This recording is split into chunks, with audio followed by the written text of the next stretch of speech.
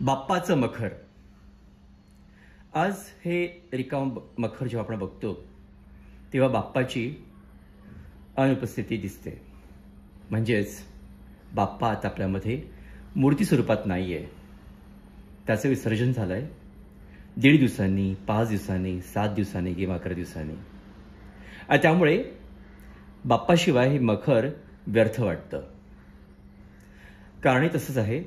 गणपती बाप्पा म्हणजे त्यातला एक महत्त्वाचा घटक होता आणि आहे.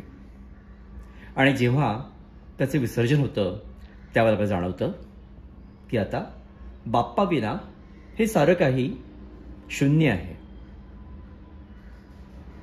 मला वाटतं ही शून्यतेची जी आपल्याला जाणीव होते ती कदाचित बाप्पा आपल्याला करून देतो येणाऱ्या पितृपक्षाच्या निमित्ताने. मी या दोन्ही गोष्टी एकमेकांशी रिलेट करायचा प्रयत्न करतो की बाप्पा काय सांगून गेला. बाप्पा सांगून गेला की मूर्ती स्वरूपातला मी आता गणपती बाप्पा तुमच्याकडे नाही आहे, पण मी अर्थात नेहमीप्रमाणे तुमच्याबरोबरच आहे. फक्त तुमच्या घरामध्ये मूर्ती जी स्थापन केली ती विसर्जित झाली आहे. म्हणजेच काय होतं, प्रत्येक सर्जनशील अशा व्यक्तीचं विसर्जन हे होतच मुळी. परंतु अजूनही माझे डोळे तुम्हाला बघतायत, अजूनही माझ्या भुजा तुम्हाला शक्ती देत आहेत, अजूनही माझं पोट जे लंबोदर म्हटलं जातं ते तुमच्या क्षमा, माफी या गोष्टींकरता तुम्हाला प्रवृत्त करतायत.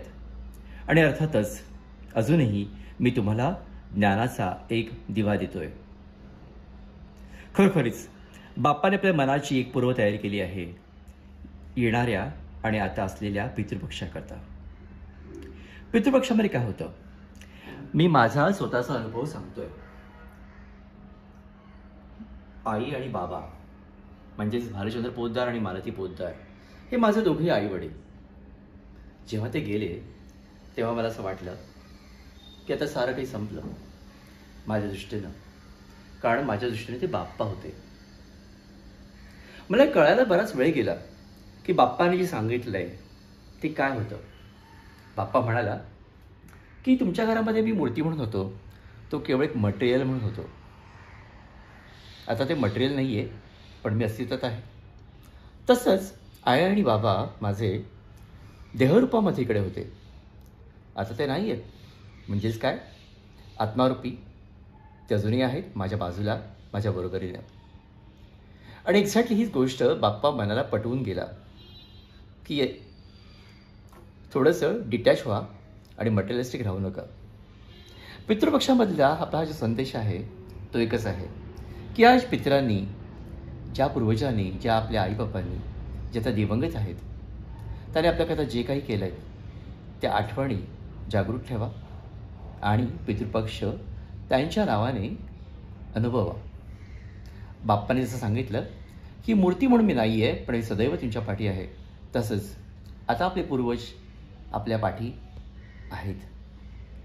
देहरूपी नाहीत तर आत्मारूपी, मनातल्या भावनेच्या रूपी.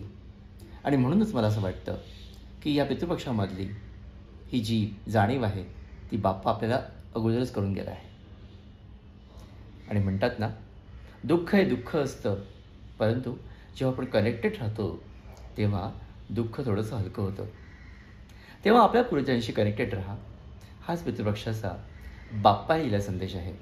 नमस्कार. विनायक.